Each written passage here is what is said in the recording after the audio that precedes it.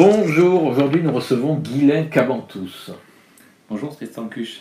Voilà, merci d'être venu, soyez bienvenus. Donc, pour ceux qui ne vous connaissent pas, il y en a qui ne vous connaissent pas? Ah oui, beaucoup. Donc vous êtes un membre de la fédération CGT Santé, vice-président de la CPAM de l'Hérault, C'est ça. et donc vous travaillez à l'établissement français du sang. Et vous êtes un dirigeant de la fédération Santé CGT. Santé et action sociale, parce qu'il y a Voilà. tout un volet sur le social. Au niveau syndical, vous êtes une des personnes les plus importantes du département. Non, pas du tout. On est un grand nombre à avoir des mandats importants.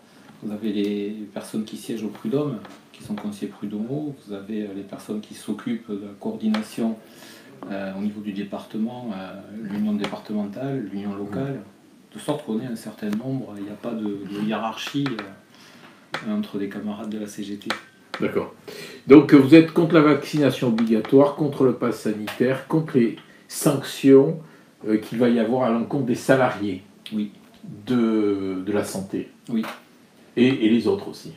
Et surtout ceux de la santé. Parce que notre travail de syndicaliste, c'est avant tout de défendre les droits du travail. Et cette loi du 5 août attaque de manière importante à la fois les lois du travail dans le domaine du secteur privé, mais aussi les statuts pour les fonctionnaires hospitaliers, les fonctionnaires territoriaux également, et les fonctionnaires d'État. Donc vous participez aux manifs, vous êtes un peu le grain de sable dans la machine.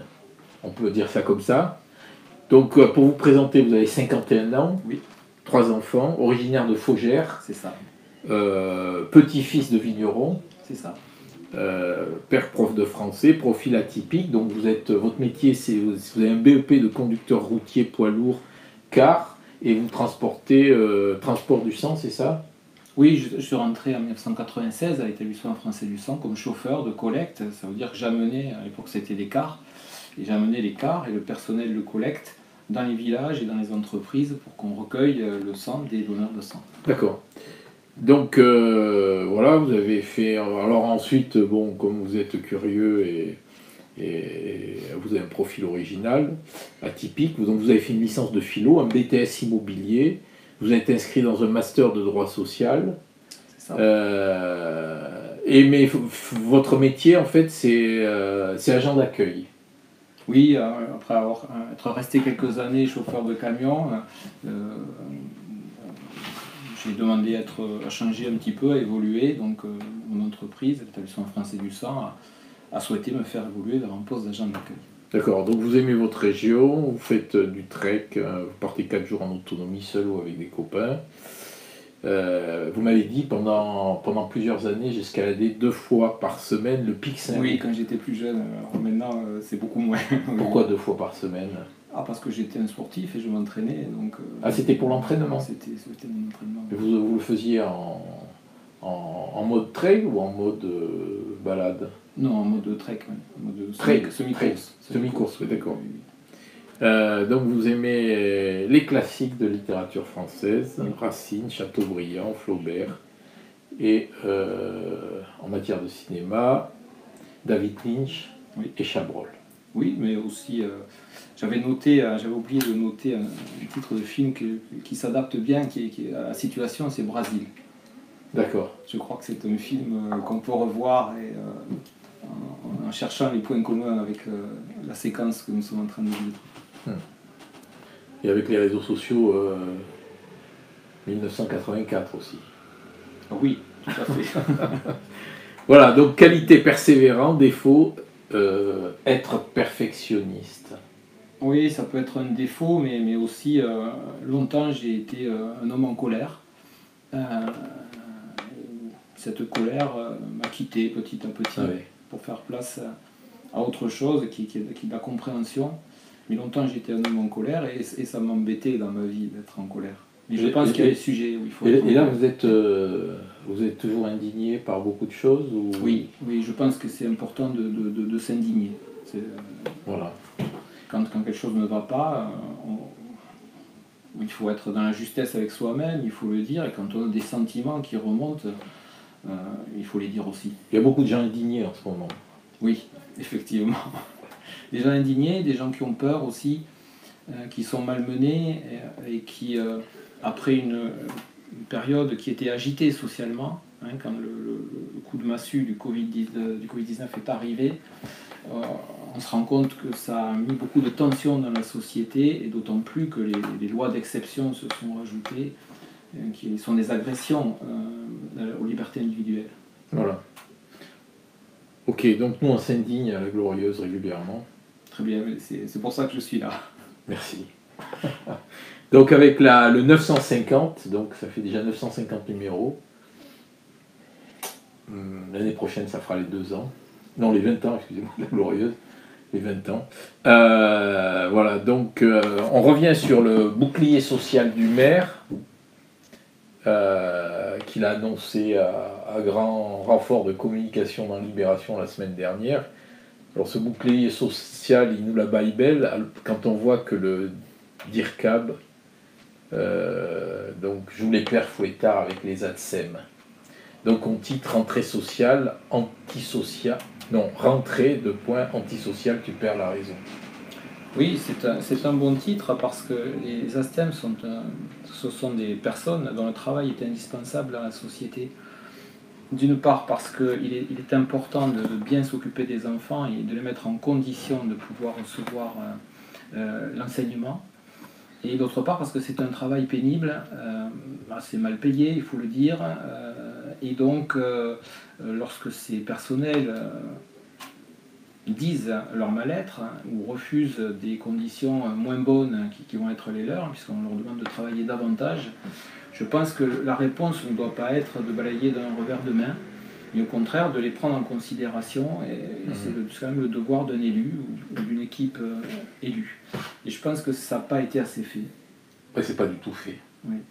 Il y a une réunion qui a été ce matin, qui a été avortée encore.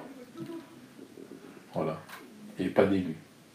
Donc c'est un mode de gouvernance très vertical qui ne correspond plus aux attentes des citoyens, je pense.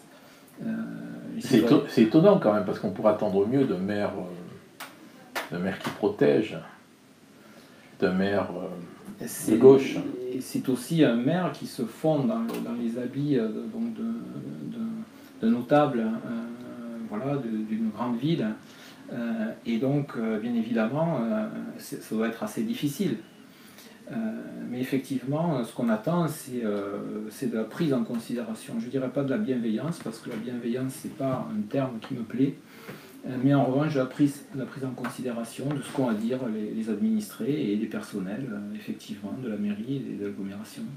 Encore, donc on revient sur un autre sujet qui nous a été donné il y a quelques jours, là, un grand renfort de communication, on passe sur un truc qui s'appelle la Fab City. Donc il y a quelques temps, on a eu Montpellier Unlimited, maintenant on a la Fab City. C'est un groupe de villes résilients. Voilà, la communication. Je peux pas en parler, je ne sais pas du tout, je ne connais pas du tout ce concept. Ce que je peux dire en revanche, c'est que Montpellier et le département de l'Hérault souffrent du manque d'emploi de manière cruelle. Et que dans ces circonstances, je crois que la première chose que doivent faire les élus, c'est mettre en place les conditions de créer de l'emploi. Je pense que c'est vraiment ce qu'attend la population qui est privée d'emploi ou qui est dans un emploi précaire et donc qui survit, mais aussi les commerçants qui ont besoin bien évidemment de clients et qui n'en trouvent pas suffisamment si la population est trop. Et vous pensez que depuis 20, 30, 40 ans, les élus divers qui sont succédés ont œuvré positivement pour l'emploi dans le département, la région, la ville de Montpellier? Je pense qu'ils ont essayé. Moi, je porte crédit aux personnes qui ont le courage de se mettre en avant pour les questions sociétales, qui prennent des responsabilités. En revanche, le taux d'emploi reste insuffisant. Donc il y a eu quelque part un échec. Et donc il faut quand même essayer de récupérer la chose parce que c'est extrêmement important. On revient aussi dans le numéro de la semaine prochaine sur le déplacement phocéen du président, et on dit Marseille sauvé, Montpellier oublié. Et voilà, puis un article sur quelqu'un qu'on aime bien, c'est le patron du Midi Libre, Jean-Michel Baillet, l'effet Ripples. En tout cas, sur Montpellier oublié, ce que je peux dire, c'est que Montpellier a souffert de la région Occitanie, hein, puisqu'un grand nombre de décisions, le pôle Occitanie, c'est Toulouse. Et donc Montpellier n'est pas sortie gagnante de cette régionalisation. C'est dommage. Et comment vous expliquez qu'aucun élu de cette région n'a pris le cheval de bataille, entre guillemets, de la restauration de deux régions pour sauver le pôle Montpellier? Je pense ce sont des plans qui préexistaient. Si on regarde par exemple le découpage des établissements français du sang, l'établissement français du sang Occitanie, qui a le même périmètre que la région, avait déjà ce périmètre en l'an 2000. On appelait ça l'établissement Pyrénées-Méditerranée. Et ce découpage régional existait déjà. Donc en fait, ils se sont conformés à une injonction, un choix politique au niveau national. Et non, mais on peut revenir en arrière, hein. Les situations ne sont jamais acquises. Montpellier a beaucoup perdu, va continuer à perdre beaucoup, et personne ne défend Montpellier ou une possibilité de splitter la région en deux régions différentes comme il y avait avant. Personne ne défend cette possibilité. Probablement parce que personne ne pense qu'on peut influencer le cours politique, et c'est d'ailleurs un problème. Si les décisions ne peuvent pas lutter contre et faire entendre une alternative, et on renonce. C'est peut-être ce qui s'est passé. On est dans le renoncement politique. On est dans le renoncement, mais peut-être parce qu'il y a un État trop fort qui impose trop ces décisions, et les personnages politiques sont eux aussi quelque part pieds et mains liés par le phénomène des partis, et donc ils n'ont peut-être pas beaucoup de choix, il n'y a pas beaucoup de possibilités. D'accord, donc Guylain, on va commencer les questions. Donc vous êtes chauffeur de camion et vous êtes devenu vice-président de la Sécu. C'est ça. Comment on fait? On ne fait pas, ce sont les circonstances qui font en fait.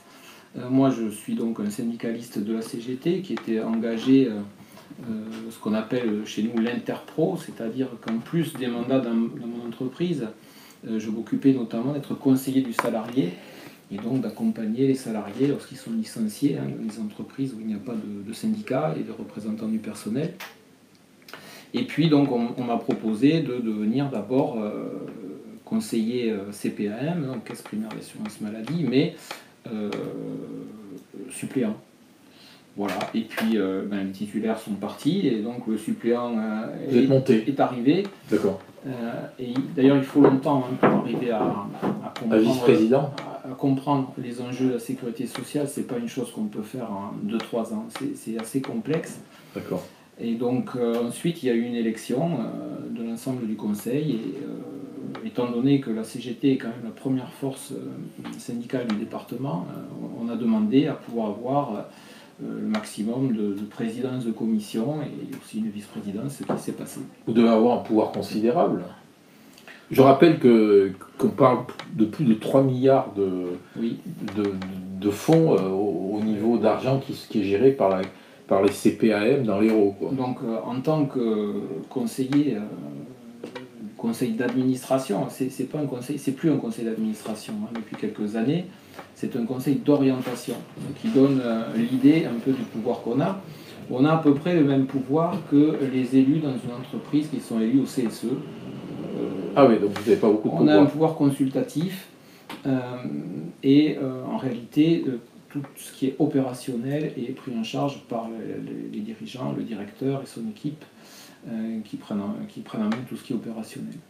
Donc nous, on a un regard sur la gestion de l'argent, mais non pas sur les choix stratégiques, mais sur la bonne gestion du fonctionnement de la caisse, ça veut dire le paiement des salariés, le paiement de l'immobilier, des choses comme ça.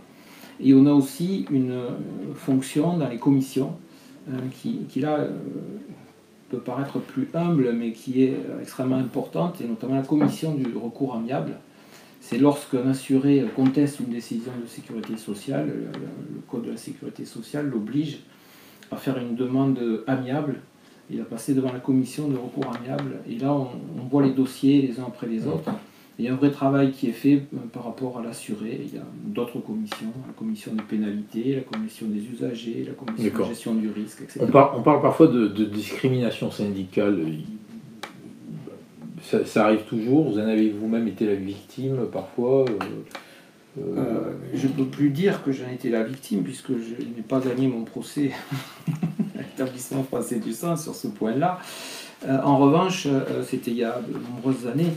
En revanche, oui, il y a toujours des syndicalistes qui sont extrêmement discriminés, à la fois au niveau de leur rémunération et de leur carrière, de leur évolution professionnelle bien sûr, mais aussi ils sont licenciés pour des motifs, j'allais dire, de droit commun, alors qui sont en réalité des motifs d'exclusion, des prétextes politiques pour les exclure.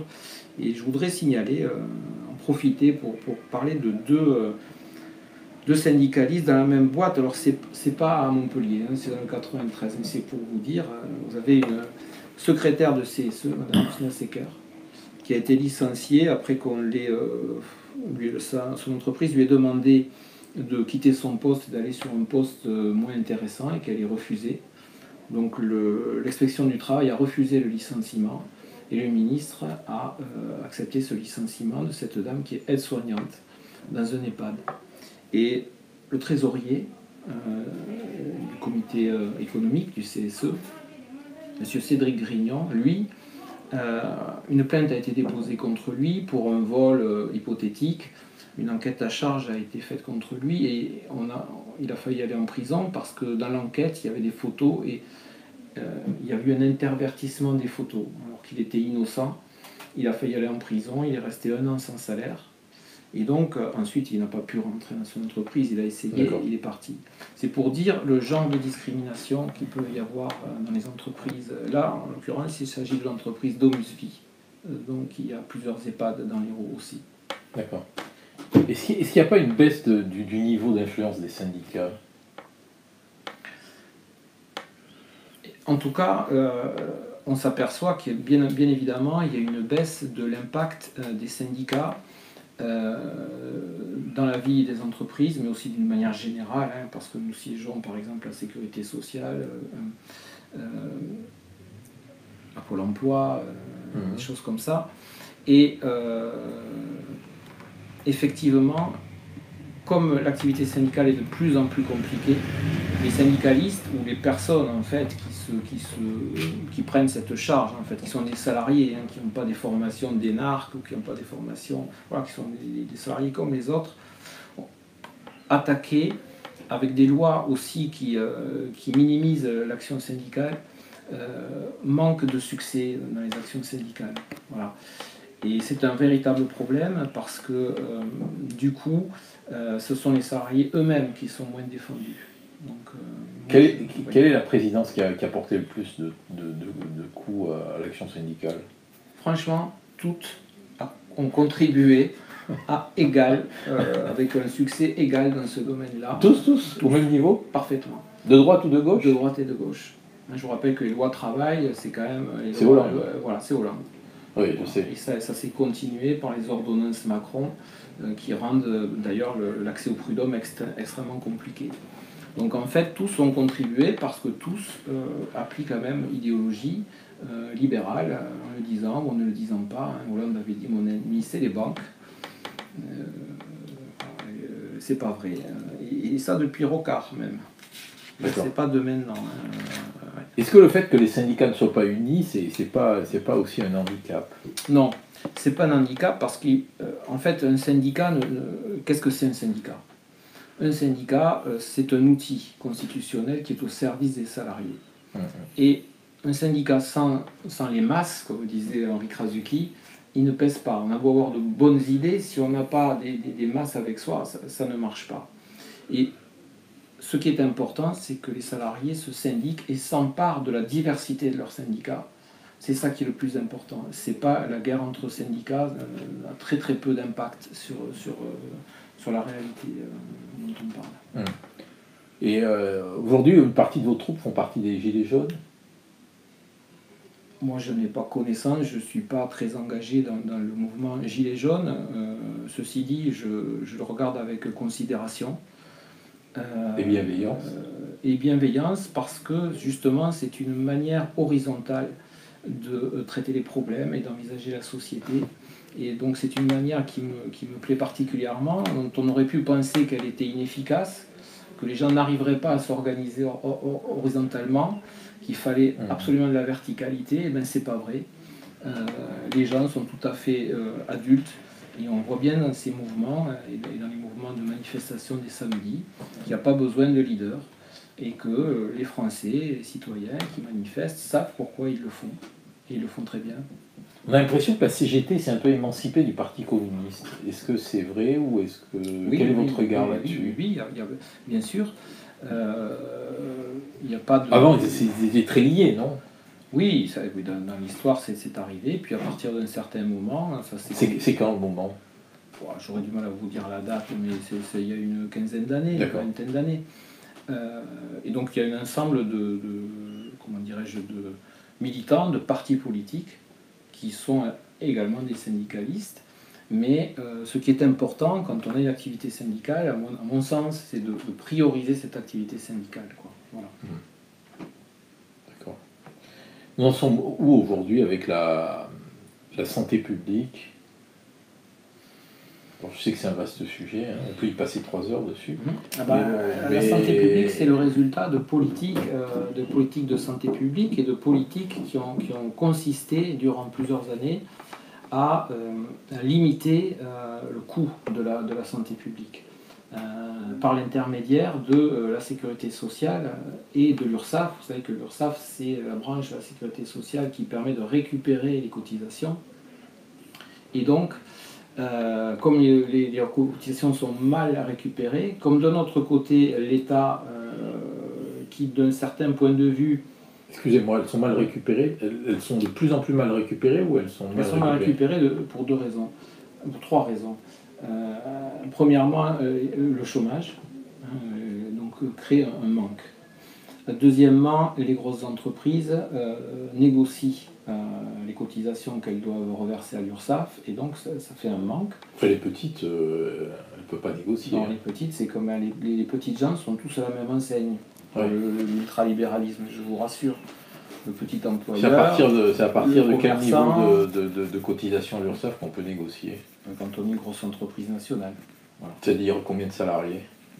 À partir de 3 000, hein, on peut oui, d'accord. bien négocier, peut-être même avant.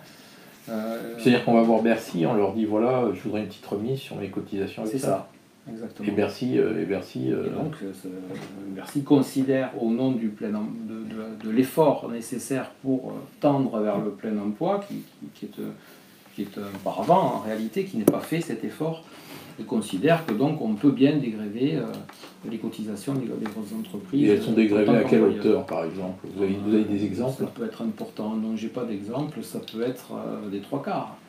Ah, carrément. Oui. C'est incroyable.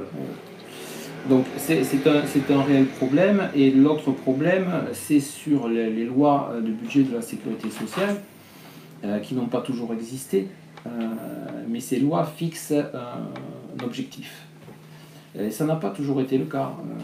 Au début de la sécurité sociale, on ne fixait pas d'objectif. Bon, là, il y a un objectif qui est fixé. Mais aussi, lorsque le budget de la sécurité sociale est positif, l'État récupère l'excédent. Et si on prend, j'ai pris un petit tableau là parce que c'est un peu complexe, ça prend 1 minute à lire. Si on prend par exemple la loi du 22 janvier 2018 de programmation des finances publiques pour les années de 2018 à 2022. On voit des projections qui sont faites.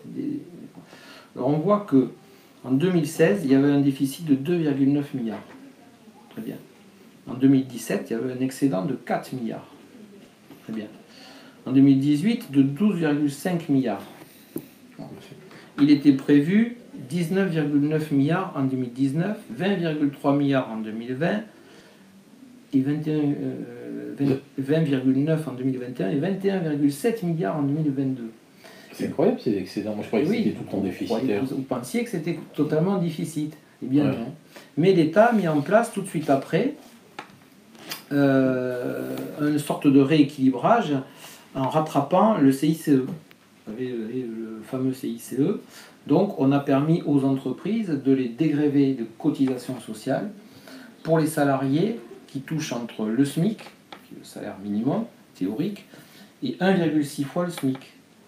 Alors cette mesure, ça a correspondu à ponctionner sur des smicards, sur leurs cotisations, mais leur cotisation, c'est leur salaire mutualisé, socialisé, à peu près 430 euros par smicard. Autrement dit, ni vu ni connu, en 2018, 2019, chaque smicard a été ponctionné sans qu'il s'en rende compte de 430 euros. Et bien évidemment, cette ponction se retrouve sur le budget de la sécurité sociale. D'accord. Voyez, et donc dans l'offre de soins. Ensuite, Dans son premier discours, là, Emmanuel Macron a dit à propos de la période du Covid, là, il a dit que c'était la guerre. Est-ce que vous êtes d'accord avec lui? ben, c'est lui qui l'a dit. Moi, je ne pense pas du tout que... Je pense que c'est un terme inapproprié. C'est un terme qui s'explique dans l'évolution du Code de la santé publique depuis 2002. En 2002, on a les premiers articles du Code de la santé publique qui établissent la notion de démocratie sanitaire. Et puis, petit à petit, on passe à la notion d'état sanitaire. Alors bien évidemment, quand il survient un virus, ben, l'État, qu'est-ce qu'il fait? Il fait la guerre. Et donc nous sommes mis dans une situation d'exception. Je crois que ce n'était pas une bonne chose à faire. Alors je vais rappeler quelques chiffres. On compte à peu près 115 000 personnes qui ont été victimes, qui sont décédées du Covid. C'est un chiffre assez énorme depuis le début de la pandémie en France. Et donc ça veut dire sur à peu près 18 mois. Bon, est-ce que vous connaissez les chiffres des personnes décédées du cancer par an en France? C'est à peu près le même nombre, non? 135 000. Ouais. Voilà. Les personnes dont le décès est lié de manière mise en évidence avec la cigarette, 70 000. Avec la cigarette et l'alcool, 150 000. Vous rajoutez la sédentarité, 250 000. D'accord. Donc il y a une mortalité en France.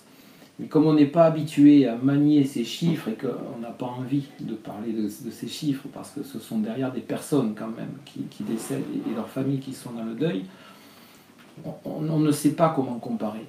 Bon, dans l'Hérault, la pandémie, l'épidémie du Covid-19 a fait à peu près 1030 morts depuis le début de la pandémie. Voilà. D'accord. Alors bon, vous aujourd'hui, votre combat, c'est contre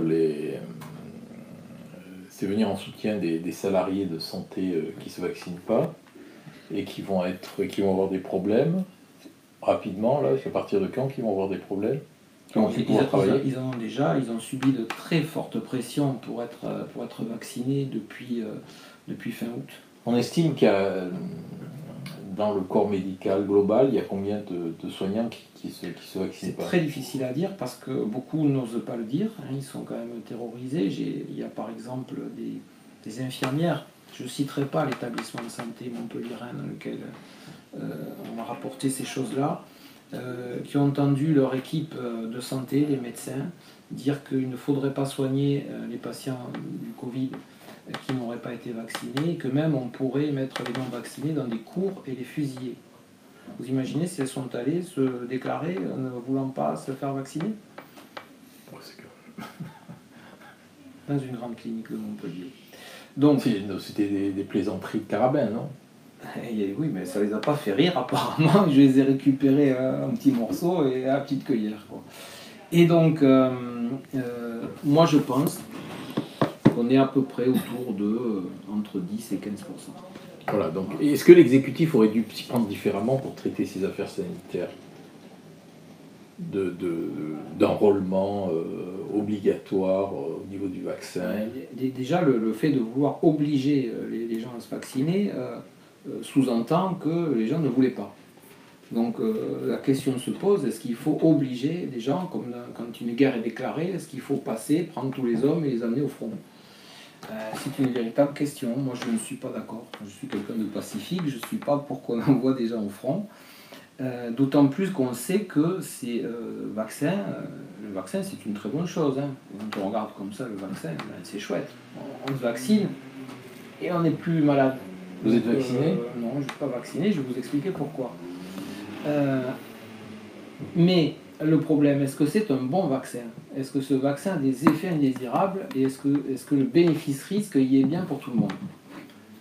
Moi, je ne pense pas. Il y a eu beaucoup d'effets indésirables, des décès notamment. Alors, j'ai dit déjà dans d'autres médias qu'il y avait eu 1000 décès dans les 6 premiers mois de l'année sur l'ensemble des vaccins, 761 sur le Pfizer, mais aussi des incapacités permanentes, des incapacités temporaires, des effets indésirables graves mettant en jeu le processus vital, donc 5000 dans les 6 premiers mois de l'année. Et donc, sur des personnes qui manifestement n'étaient pas à risque sur le Covid. Donc la question se pose, et le gouvernement impose cette vaccination parce que c'est un montage juridique qui lui permet de le faire, donc il use d'astuces pour pouvoir le faire. Moi, je ne pense pas qu'un gouvernement doit se montrer astucieux sur ce niveau-là. Quand il s'agit des libertés individuelles, c'est décalé, c'est pas bienvenu du tout. D'accord. Et au niveau des aides que vous mettez en place, là, pour concrètement, là, en 2 mots, c'est quoi pour soutenir ce corps médical qui est un peu en réfraction par rapport à la demande générale? Ce sont des aides de 3 ordres. Premièrement, c'est une aide psychologique parce que ces personnes sont en vrac. Elles ont travaillé pendant des années, ce sont souvent des personnes ressources dans la santé, et maintenant elles vont être privées de travail. Donc elles sont très très mal. Ce sont des aides juridiques, parce qu'on va combattre par tous les moyens légaux, naturellement, dans les tribunaux, cet excès de pouvoir. Et puis ce sont des aides organisationnelles pour que les gens se mettent en lien entre eux et puissent lutter. Voilà, donc c'est une chose très importante qui se regroupe. On va faire un petit détour par la ville de Montpellier. Là, il y a des élus CGT là, qui sont conseillers municipaux. Vous les connaissez? Non. Alors, il y avait Martin, Clara Jiménez. Donc sur les ATSEM là, et tout, ils font un peu l'autruche. On leur a demandé de voter, ils ont voté contre. Ils ne se sont pas vraiment opposés.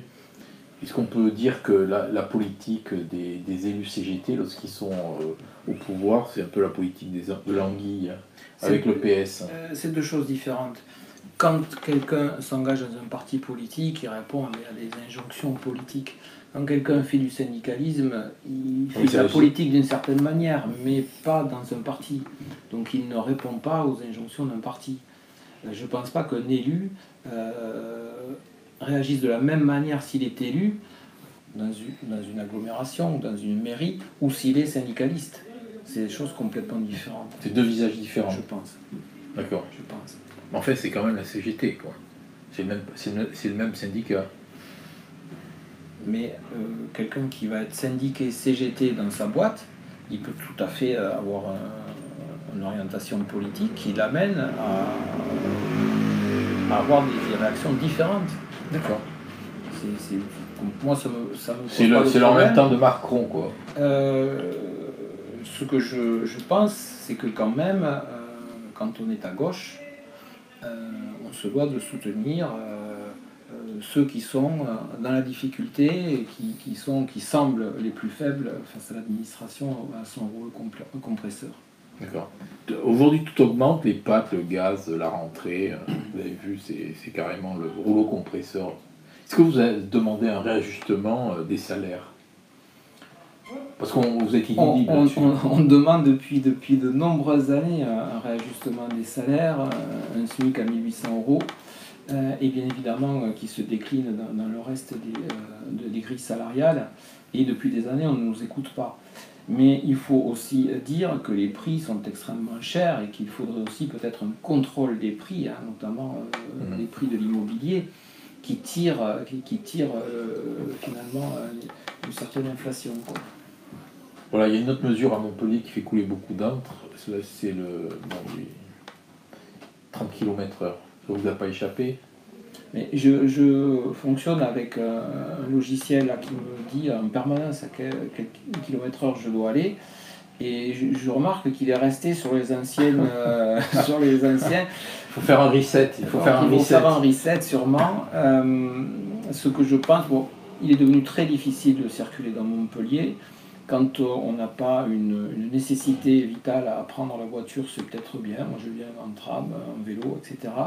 Par contre, pour des salariés qui sont obligés de traverser la ville, soit parce qu'ils n'habitent pas Montpellier, soit parce qu'ils ont des horaires décalés, je trouve que, notamment aux heures de pointe, c'est un peu difficile pour eux de traverser la ville, ils perdent un temps fou. Et je ne crois pas qu'il y ait matière à s'en réjouir.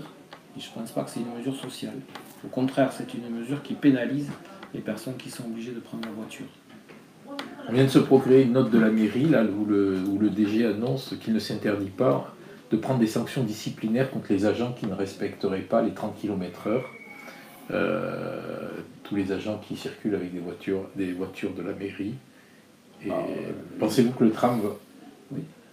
Les chauffeurs de bus, partant, vont circuler à 30 km/h?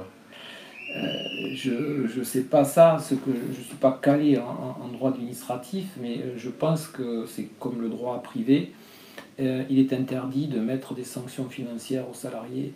Donc je pense que ce monsieur dit des choses qu'il ne maîtrise pas. D'accord.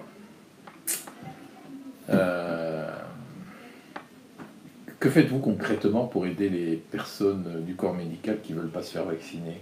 S'il y a des gens là qui écoutent cette vidéo, ils peuvent vous contacter Oui, ils peuvent me contacter, ils peuvent se mettre en relation s'ils n'y arrivent pas. Ils peuvent aller aux manifestations des samedis dans lesquelles il y a des soignants qui se regroupent et donc qui essayent de se mettre ensemble pour faire des actions juridiques pour se défendre.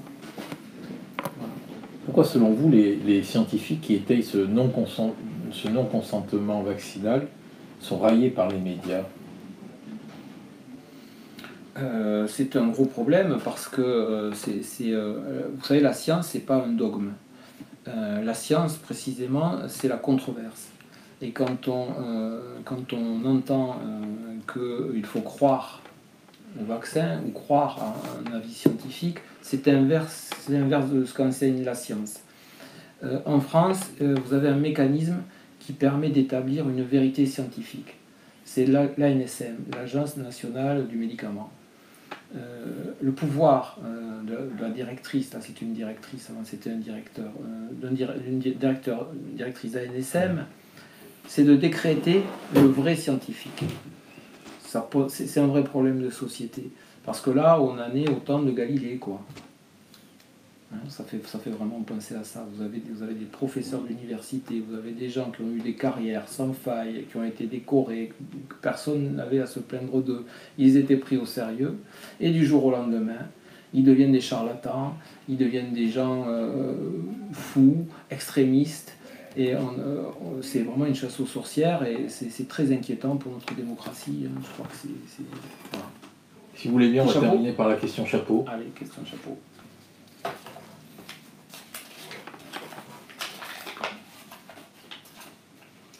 Alors, non, c'est de l'autre côté. Ah, c'est là.